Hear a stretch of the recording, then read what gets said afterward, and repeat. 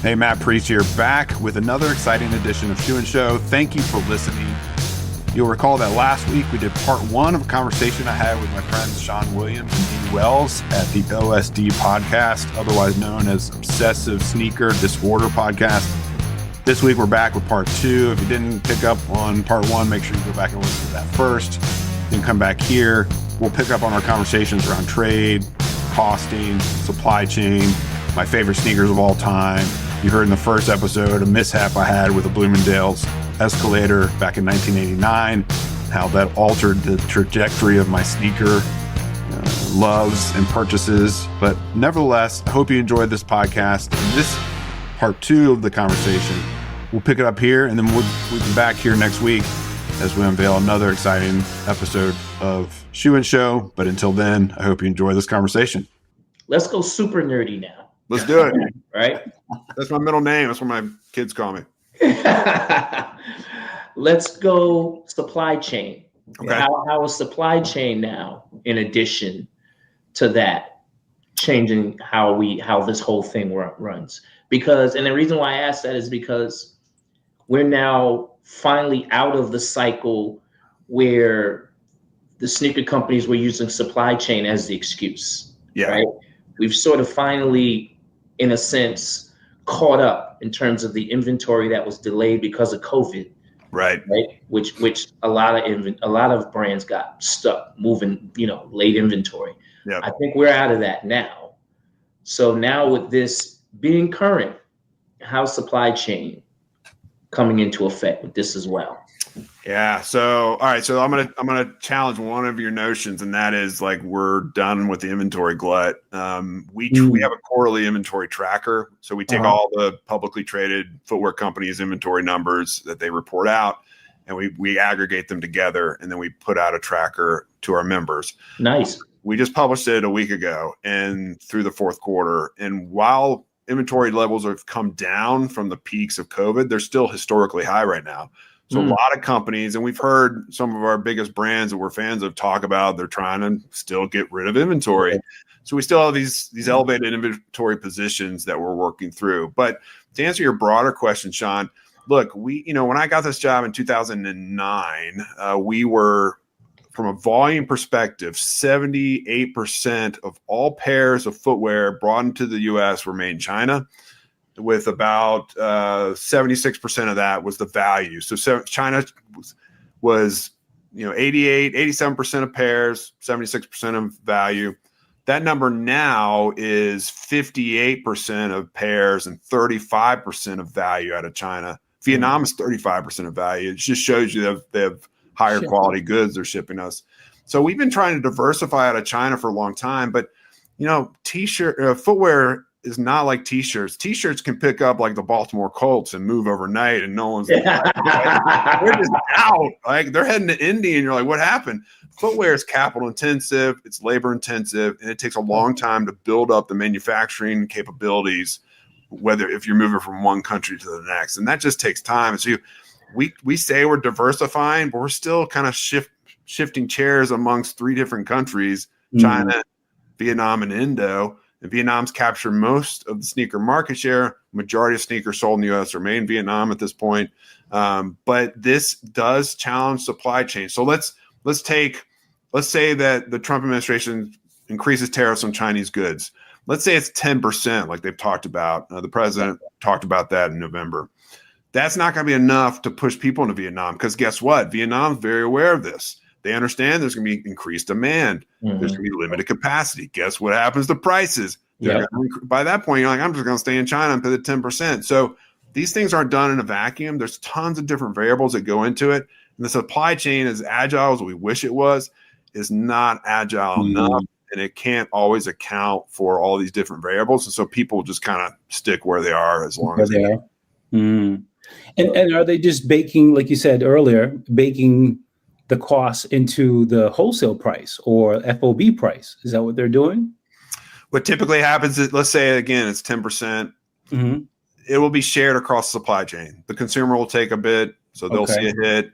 The wholesale, the brand will hold on to some of that, and then they'll go to the factory and turn around and say, hey, help us out here on the pricing to absorb this. Now, the president has indicated upwards of 60% on Chinese goods. So once that, it's like game over after that. You're going to have to leave China. You're going to push a lot of that to the consumer. You can't absorb that. You'll go bankrupt. So it all comes down to what is the number? Show me the number. And that's what we're waiting for so that we can start planning. Business hates bad news, but it hates uncertainty worse. Because it can plan for bad things, but you can't plan for things you don't know what's going to happen. And we're caught in that right now. And that's one of the biggest frustrations that we have as an industry. So would you say there's a lot of anxiety on the part of the companies, but also with supply and demand too? Is there a lot of anxiety? I mean, you're sitting again in a role as CEO of FDRA, like you're right in the middle. You're straddling these, touch points. Yeah, I am. I found sometimes feels like two icebergs drifting apart in separate ways as I do the splits. But nevertheless, it is. I will say, if this was 2016 and 2017, the anxiety level would be higher. We have a lot of wisdom now, and a lot. We talked about harder than you think is a beautiful thing. Public Enemy, Chuck D. Harder than we've thought has been a beautiful thing from building up wisdom and agility and patience. So I wouldn't say anxiety is like more elevated than it has been in the past because of what we've been through together as an industry. We've learned a lot.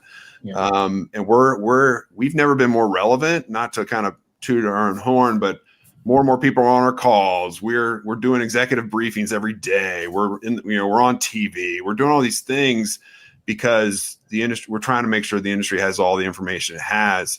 While at the same time, they've seen this movie before, the sequel they know is going to be disruptive. And I think a lot of people are in the moods like, I can't react to every tweet or truth post. I've just got to sit back, see what happens. Once the number's announced and the date and the timeline, then I can start to make decisions to hedge bets, increase prices, shift sourcing, or just stay put. Right. So another thing different this time from when you went through this the first time. Let me know what your members are saying about this and even how you personally feel. Sure. There are two emerging markets that are trying to bubble up from under the ground. The first is India. The second is made in the USA. What are you hearing on both of those fronts? Oh, I love both these topics. They're both interesting, but also challenged in their own specific ways. Let's start with India, Sean. So India is amazing on paper. Like if you had to put a sourcing opportunity country on paper with a young workforce, a growing population, similar language, like shared language, shared cultural, democratic system kind of stuff, you'd be like, this is it. No Chinese Communist Party, no Chinese, no forced labor, so on and so forth. But the challenge with India has always been the bureaucratic kind of response and the delivery times and the availability of just the Chinese have this mentality like get it done, get it over. We're going to get this done and get it to you, and they just do it. And they're so good at it.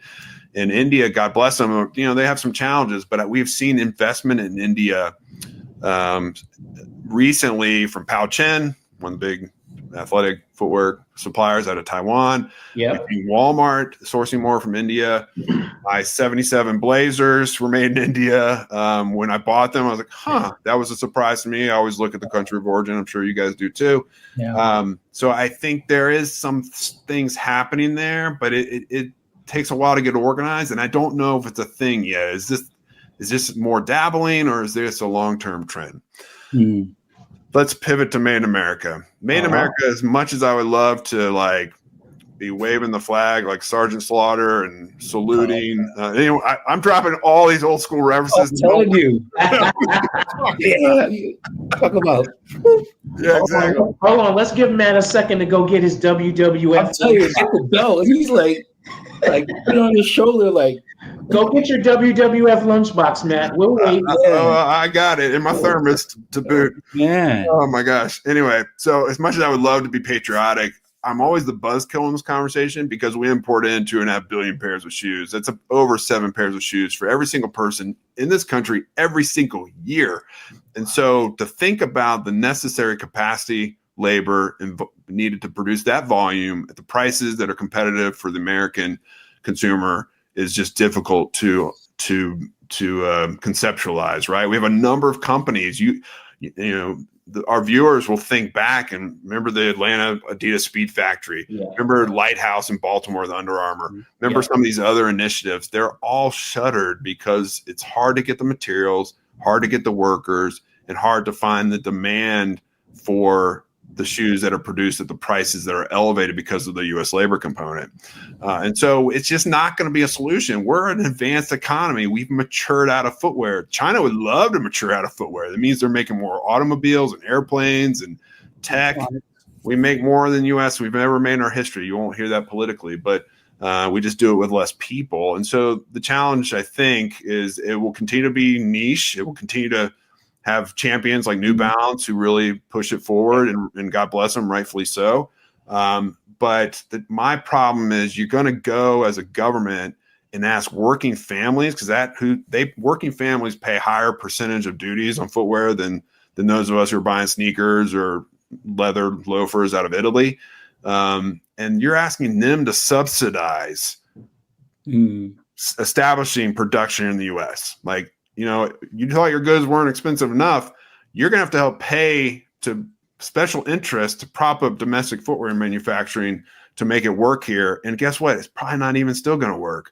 So here's the devil's advocate question for you on that, considering what we already know exists here. Right? Yeah. You have places like Garrickson in Philly.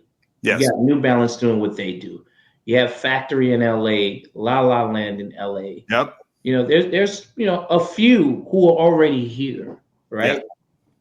Yeah. And what if America approached bolstering their capabilities the same way in World War I and II, companies were subsidized to bolster production to go to war? Right. Yeah, and that's a viewpoint that's out there. I think you'll find there's commonality with the incoming administration with that view.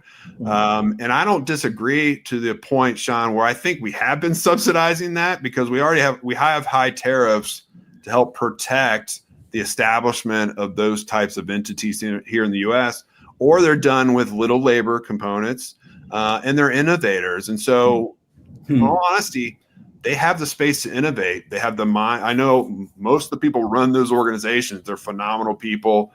I applaud them. In fact, we represent a majority of domestic footwear manufacturers. So it's not an either or for us, but for us, it's also, how much more can you tax your people with tariffs to help prop all that up? I don't know. I mean, is $4 billion enough? Should we go to 10 billion? Should we funnel that directly to those companies as a subsidy?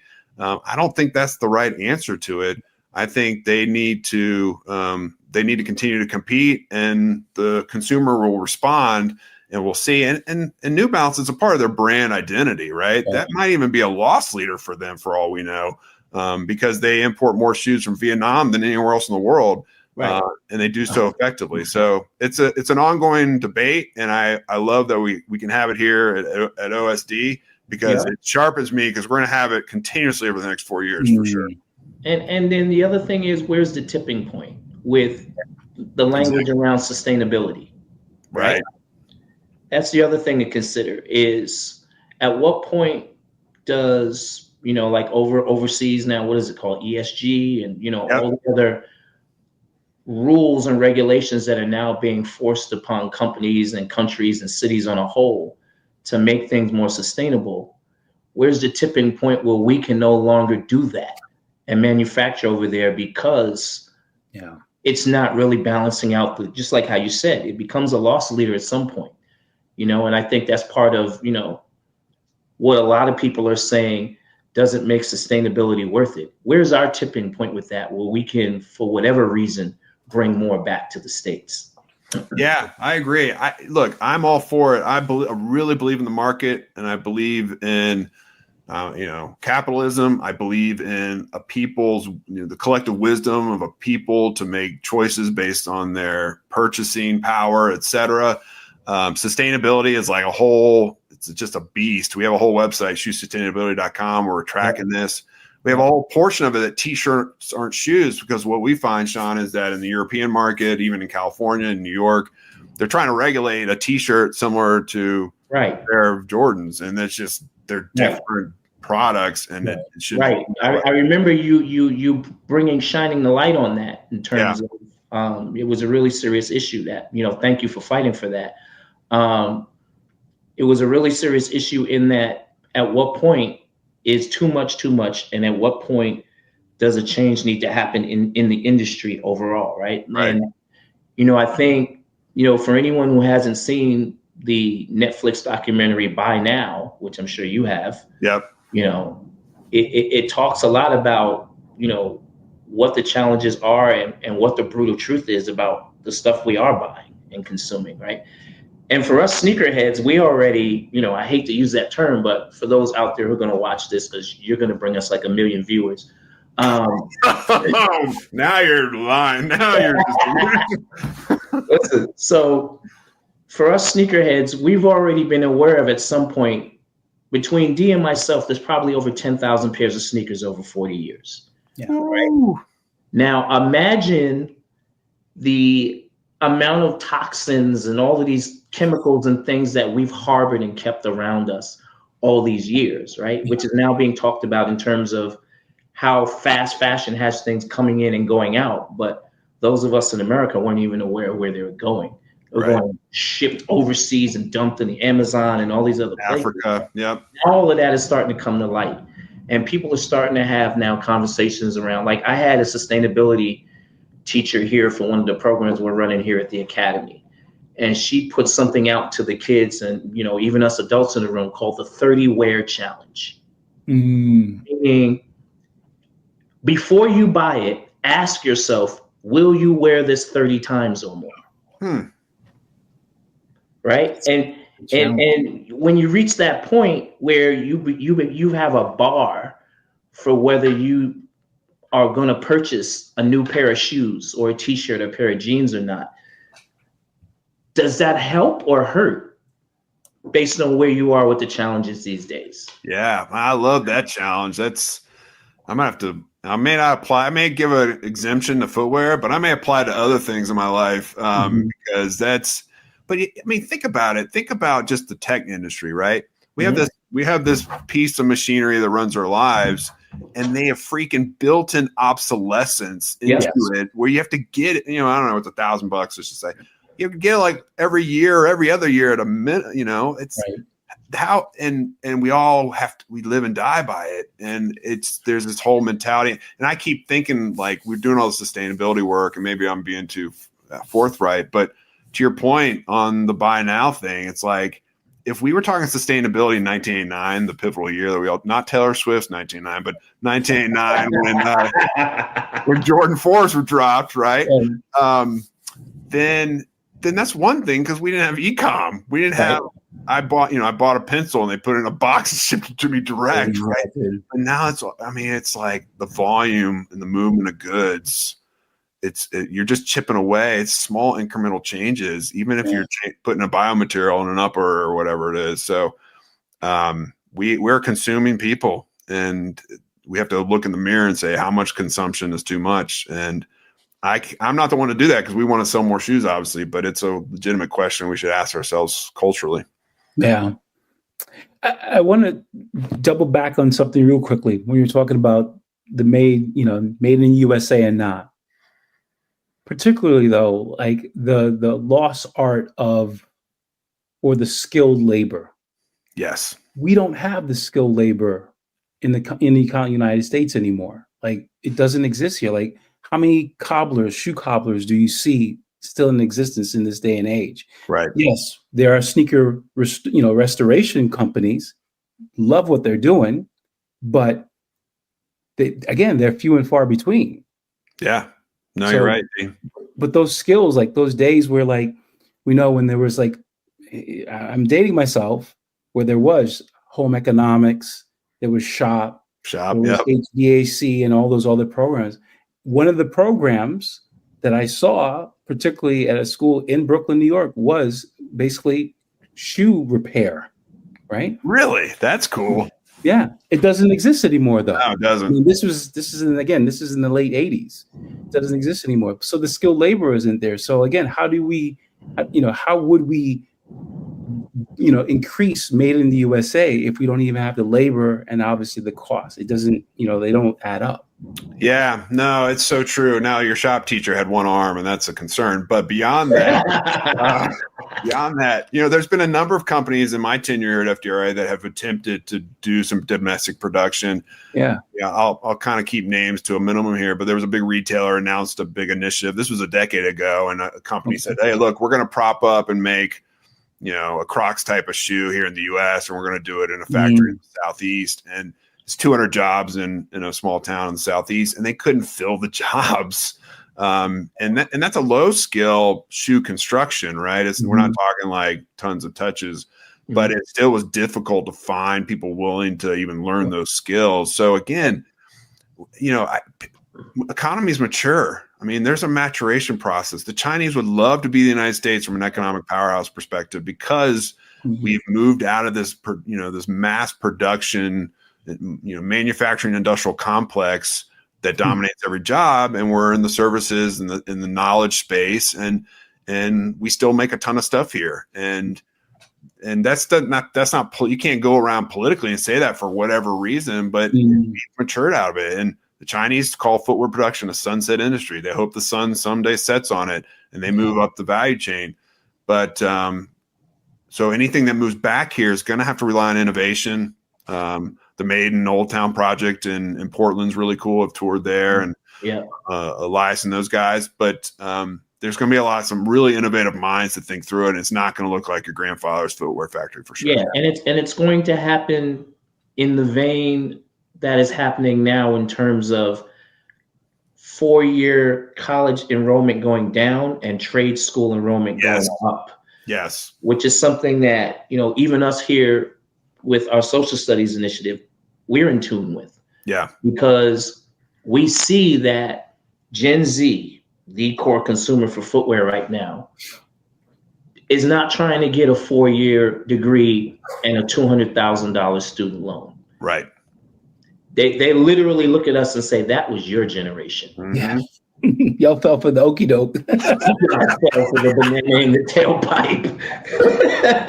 We want to get to the bag faster. And I think that's where the gift and the curse of social media can help and hurt at the same time, is because, there's rose-colored glasses being put on for, what it means to be successful and reach a pinnacle of industry.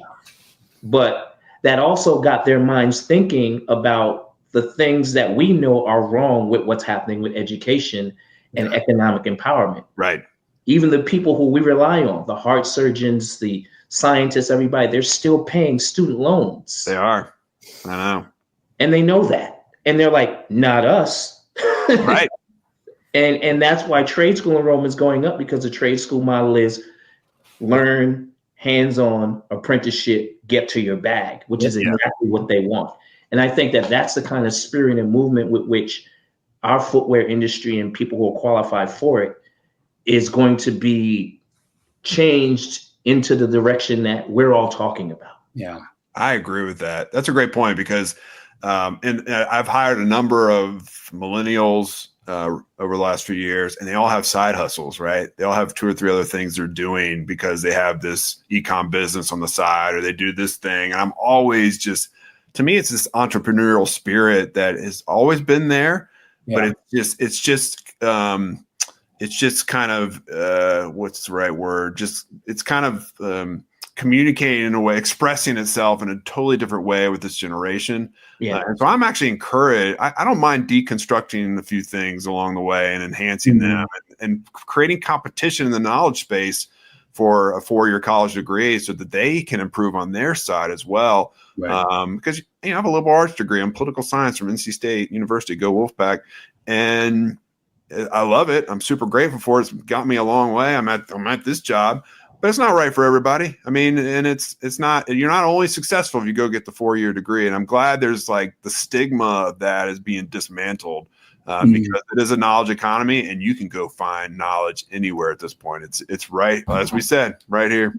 Right, exactly. And I think those are the contributing factors to the change that needs to happen in order for people to want to jump back into things and not see trade as a failure or not being able to make it to, the secondary education level to make a living. Right. That's the stigma that has lasted for so long. And Gen Z now all of a sudden is like, oh no, y'all are crazy for doing that. Y'all were bugging. You owe how much?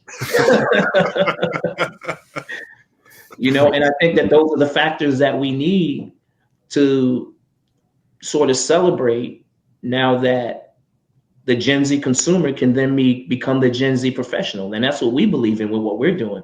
Yeah. Is that Gen Z consumer needs to be the Gen Z professional in our industry. Yeah. And they're going to want to do it differently than what we see and what we're actually talking about right now. Yeah, I agree. Amen to that. Yeah. So what does we know what next week looks like? Right. Do we? I don't know. well, I mean for you, your work. We know what battles you have ahead for next week. Sure. Right. But what does 2025 look like for you, the FDRA, and your members, which we need to become, full disclosure? Oh no, it's honorary. Speaking of honor, an honorary degree, if you will, honorary membership. What does 2025 look like for yourself, the team, and some of the things that you want to put forward for your members? Yeah, great. I love that question. And I'm an optimistic guy. The good Lord has kind of made me this optimistic dude. And sometimes I'm a little naive about things, which is good. But I'm bullish about it. I'm optimistic about it. I think it's going to be a roller coaster. But I've told our team the day after the election, we have a variety of different political perspectives within the ranks of FDRA. And as we were talking through what the impact would be on us, we were built for this. Like, we've been preparing for the different outcomes and the different technical aspects of what may or may not happen on the trade front.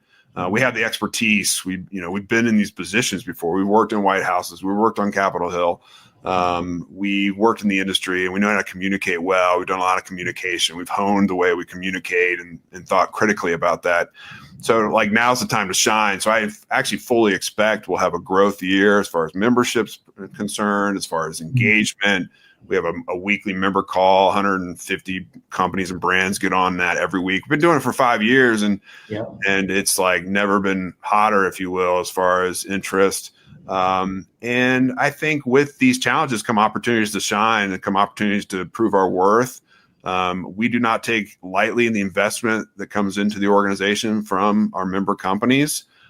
And so we want to make them proud. We want them to feel like even in a tight time, we're invaluable, and they cannot cut the membership dues, even if they're trimming elsewhere. And so I think we're well positioned for such a time as this, and we'll continue to do great things. There are a lot of other things outside the trade space we do. We do a lot of data and analysis. We're co-founders of the Black Forward Forum, which you guys are intimately involved in. I'm super proud of that.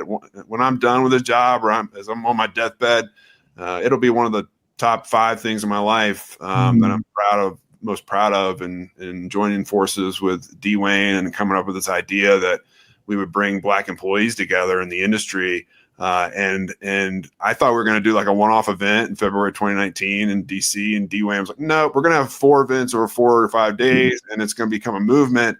And he was wrong, and I was right. And now we have hundreds and hundreds of Black employees that are engaging in different regional chapters in Boston and New York and Atlanta and Columbus and Portland, just to name a few. And we have the national event. And so I'm super excited about that. And then we also have the event that we're partners with you guys on. We work with you guys on Shoes for a Cure every year. Shoes for a Cure, the breast cancer research initiative. Sean is slinging Timberlands on the floor there, and Chelsea Market, New York. I didn't know this, Sean, but Chelsea Market is where the Oreo cookie was invented. Who knew? It's like sacred land. And you're right. I love this industry, and the story of me and my Jordan 4s and my weapons as a 12-year-old in the 80s. Yeah. The fact that we get to do this as a job, I'm super blessed. And so it's my 17th year in this job, and I'm excited about it. And I feel like I'm just getting started in a lot of ways. So half your life already. Half your life. I wish. Man, oh man. And don't forget your WWF lunchbox. I'm packing, a sandwich and a fruit roll up and a juice box and be ready to go. Oh man. You're firing on all cylinders, and listen to a little Public Enemy in your heads, in your Walkman. You'd be all set. Right. That's 911. 911's a joke, man. 911 is a joke. That's not a public service announcement. Dee, I don't know if you know this, but you and Matt share the same passion for a tribe called Quest. I don't know if he ever shared that with you. We talked about it. We certainly did. Yeah. And he is hard-bodied ATCQ. So what I love about hip hop, and so let me just bear a little bit more of my heart. I like music. I don't like vulgar music per se, whether it's rock or hip hop or country or whatever. Right. And so that's why I gravitate towards old school rap, and I gravitate towards conscientious rap, because you can pack so much knowledge, wisdom, theology. Some great Christian hip hop artists out there that you listen to a song and you're like, oh my gosh, I must have read like a 500-page book with that 1 3-minute track. And then you pivot over to a rock song about, Here Comes the Sun. Great song, but it feels fluff after I've been listening to hip hop. Right? That's why I love hip hop. You can it's jam packed with vitamins and minerals for edification. So there you go. Everything. We are definitely tied to it from a very long time. Yeah. And one of the things that, just to take that journey in hip hop, both of us, Dee and I, growing up where we grew up, mixtape cassettes being shipped overseas, and sitting at your boombox recording late nights and all the things, and even a lot of the people who are responsible for those movements that we work with today. And to think about the journey of where we've gone in the footwear industry, growing up with sneakers as part of the hip hop uniform, to where we are now, 17 years of OSD, 14 years of social studies, and then to sit here with you and have conversations like this, 2025, we're talking about an incoming administration and how this is affecting pricing and, consumer behavior and stuff. These are those kind of like flashpoints and highlight reels of all of our lives. Yeah, right. All with footwear. This is an incredible, episode for us to really have this flashpoint of where we are with this. December 28th, I turned 40 years old. That was my 40th year in sneakers. I turned 53. So that was December 28th, I turned 53. This is my 40th year in sneakers. Yeah. Wow. That's unbelievable. Congratulations. Happy sneaker birthday. Yeah. Well, you think about all of this, and Matt, thanks for bearing your soul and then some. Yeah, man. There's so much that people, always, want to hear from, other people, especially want to hear the stories, the memories about music, certainly about sneakers. But the way that you were able to do it, and you're able to navigate, you go from wearing, I love when I see photos of you in your suit, and then I love the full body shot, and you're wearing your sneakers, and I'm like, yep, there it is. Like that's the period, right? It's not a comma, it's the period. It's like it brings it all home, which again, it speaks to who you are, where you come from, what you're about, but also, also don't judge a book by its cover. But when people see you wearing fresh kicks, that already puts you into like, okay, I could talk to him. Maybe it is a head nod, maybe it's a point, and it's a conversation starter, and then who knows where this beautiful conversation may go. Yeah, I appreciate that, Dee. I get so many people thinking like they don't see me in a tie, and like I've never seen you not in a tie. And I'm like, do you think I'm some square accountant? Like, I've been, and I'm not just a poser. I've been into sneakers all my life, essentially. So, again, why I was so excited to do this. One, I never thought I was cool enough to do it, and I'm glad you allowed me. That's the second time you said that. I know.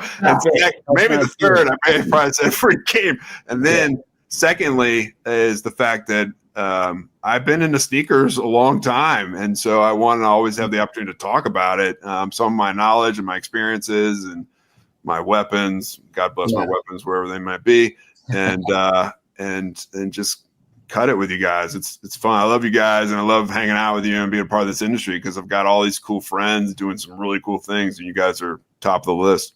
Well, we got to thank you for coming back on one of the return episodes. You know, we're 3 or 4 deep now into our return after years of people asking us to return.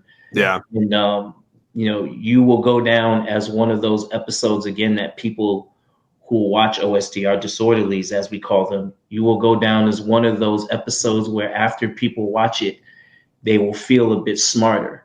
Yes. You know, and that's one of the things that we really like about having folks like yourself on. There's, you know, the folks we have come on and, you know, their confirmation and signifiers for how we all feel on a daily. Sure.